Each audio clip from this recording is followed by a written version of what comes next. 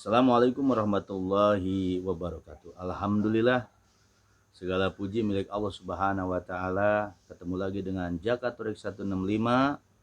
Pada kesempatan ini di bulan Ramadan kita mohon kepada Allah Subhanahu wa taala, mudah-mudahan Jakatorik dan jamaah semua dimanapun antum semua berada, mudah-mudahan Allah berikan kemudahan, Allah turunkan rahmat, Allah mudahkan urusannya. Amin ya robbal alamin. Pada kesempatan ini kita akan merenungkan tentang perintah puasa.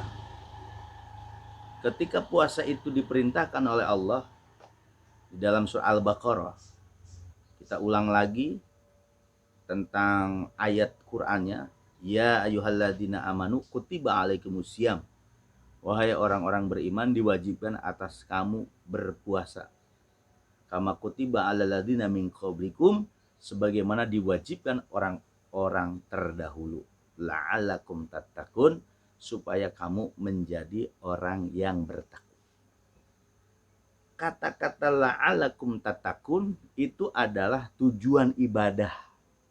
Tujuan semua ibadah yang diperintahkan oleh Allah Subhanahu wa taala, tujuannya supaya kita menjadi yang bertakwa kepada Allah.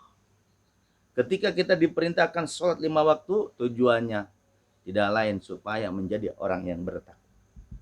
Ketika kita diperintahkan untuk pergi haji, yang melaksanakan haji ataupun umroh, itu pun tujuannya untuk bertakwa kepada Allah Subhanahu wa taala.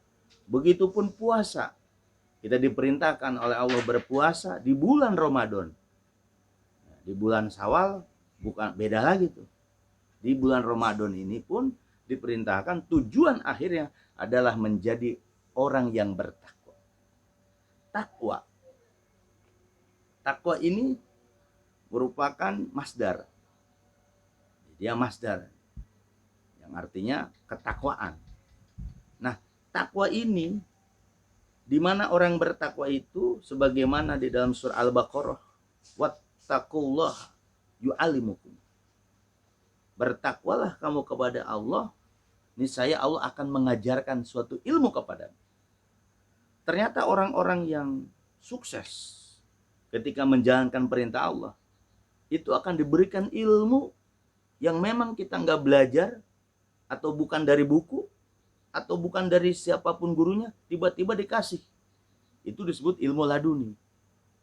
Jadi setiap ibadah apapun yang diperintahkan oleh Allah, intinya untuk menjadi orang bertakwa. Ketakwaan kita kepada Allah Subhanahu wa taala, dan orang yang bertakwa akan dikasihkan ilmu rahasia oleh Allah Subhanahu wa taala. Termasuk orang-orang yang berpuasa sebulan penuh. Makanya ada orang yang meditasi, ya, dengan cara meditasi dia diam di goa untuk mendapatkan apa? Untuk mendapatkan ilham, gitu. Untuk mendapatkan wangsit. Dia dengan tapa geniknya, dengan dia tanpa berata dan macam-macam lah.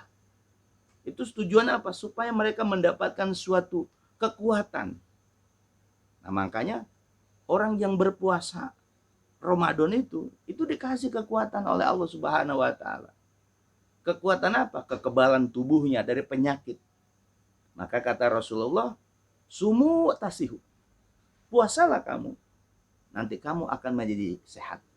Jadi orang yang berpuasa itu memang benar-benar membawa kesehatan jasad dia dan rohani dia.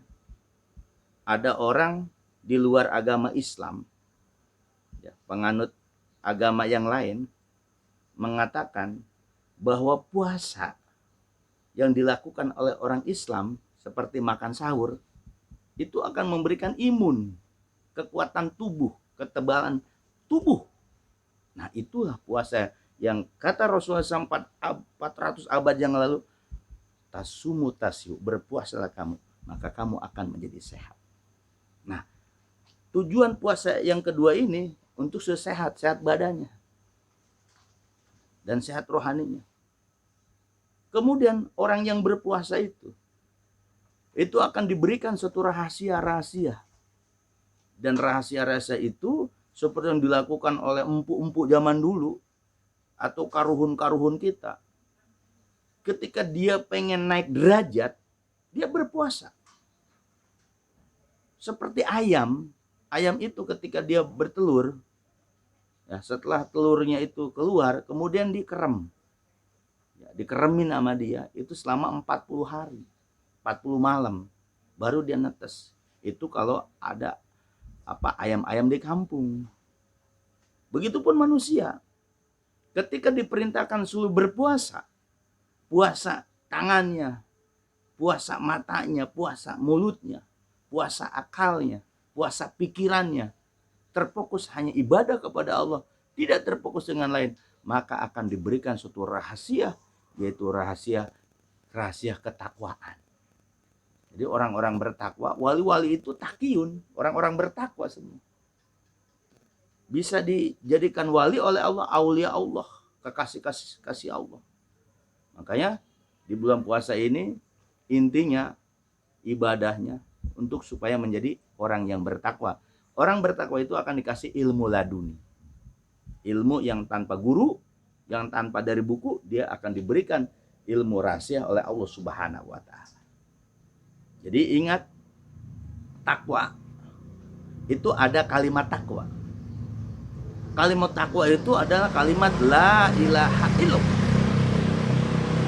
Jadi di Quran ada kata-kata wattaqullah, bertakwalah kepada Allah, la'alakum tatakun. Itu ada alatnya. Apa? Kalimat takwa. Apa tuh kalimat takwa? Kalimat la ilaha illallah. Yang artinya tidak ada Tuhan kecuali Allah.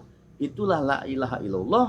Intinya adalah merubah seseorang, zahir dia maupun batin dia, untuk bisa mengesahkan Allah, mengucapkan tidak ada Tuhan kecuali Allah. Makanya kalimat la ilaha illallah disebut kalimat takwa. Tentu kalimat takwa itu yang dibilang kalimatu haqqin alaiha nahya wa la namut wa la nub'asu insyaallah minal amin. Dengan kalimat takwa tadi nanti kita akan dihidupkan, dimatikan, dibangkitkan nanti hari kiamat dengan tenang, dengan aman, tanpa melewati hisab, tanpa melewati sirat mustaqim. Tentu kalimat takwa itu, ya kalau di ajaran umum di syariat, kalimat takwa la ilaha illallah itu bisa ditemukan di mana saja di buku-buku. Tapi ada kalimat takwa itu yang harus digurukan. Nah, makanya kalimat takwa itu harus digurukan kepada siapa? Ke ahlu talqin. Ke ahlu talqin, sebagaimana dikatakan oleh Syekh Abdul Qadir Jilani dalam kitab Sirrul Asrar, bahwa kalimat takwa itu harus digurukan ke ahlu talqin.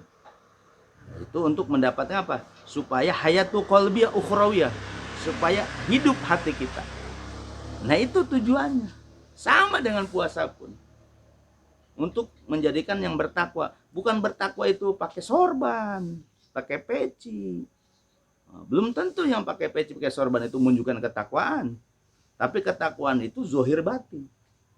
Nah, makanya pelajaran puasa ini yaitu untuk supaya kita bertakwa kepada Allah Subhanahu wa taala. Ada alatnya, yaitu kalimat la ilaha illallah. La ilaha illallah itu kalimat takwa. Nah, kalimat takwa ini sebagaimana di ajaran torekoh, ya, itu harus digurukan kepada ahlinya. Fas'alu ahla dzikri in kuntum la ta'lamun. Tanya ke ahli zikir jika kamu tidak mengetahui ilmu itu. Siapa ahli zikir itu? Ya, para guru rohani, guru mursyid. Nah, makanya bagi orang-orang yang di bawah bimbingan guru mursyid, apakah dia melakukan ibadah puasa, melakukan sholat 5 waktu, pergi haji dan lainnya, itu harus robitoh. Apa itu robitoh? Menghubungkan ruh kita dengan ruh guru kita. Nah, itu kalau di torekoh ibadahnya harus ada robitoh mursyid. Beda dengan syariat. Kalau syariat itu tanpa ada robitoh. Kalau di kita torekoh ada robitoh mursyid. Jadi ibadah puasa jangan lupa robitoh mursyid. Artinya kita tetap berwasilah, minta pertolongan, melalui pertolongan ke guru mursyid akan turun rahmat Allah. Karena rahmat Allah itu gak langsung turun ke kita. Bagi yang bertorekoh, bagi murid-murid para guru mursyid. Jadi murid-murid yang sudah bertorekoh, sudah punya guru mursyid, itu semua rahmat Allah maupun apapun itu melalui guru mursyidnya. Makanya kita harus berwasilah. Jawab tahu boleh wasilah, carilah wasilah. Dan puasa ini adalah wasilah, alat ibadah zohir dan ibadah batin juga.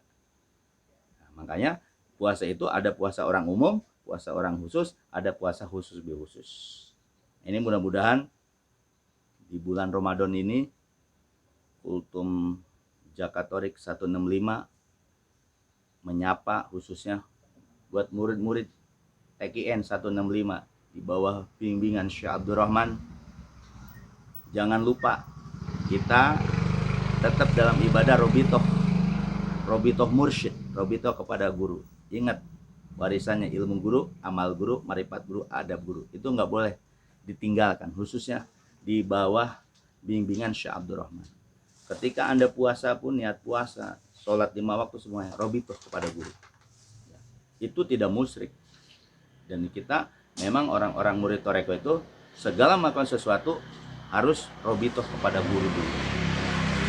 Itulah mudah-mudahan di bulan puasa ini semakin kualitas puasa kita semakin baik, karena sekarang kita sudah masuk fase yang ketiga, itu fase tentang ruhani, itku minanar. Ya, kalau itku minanar itu dijauhkan dari api neraka. Mudah-mudahan puasa yang fase ketiga ini puasa rohani kita, dimana puasa rohani sudah mulai dekat dengan Allah dengan melalui yaitu nafsu mutmainah. Bukan lagi pakai nafsu amaroh, bukan lagi pakai nafsu lawamah, bukan lagi pakai nafsu mulhimah, tapi sekarang di jaluran nafsu mutmainah. Masuk ketenangan, kelurusan untuk menghadap Allah. Puasa rohani ini kita sudah tidak melihat hal-hal yang zohir, tapi kita berhubungan dengan ruhani.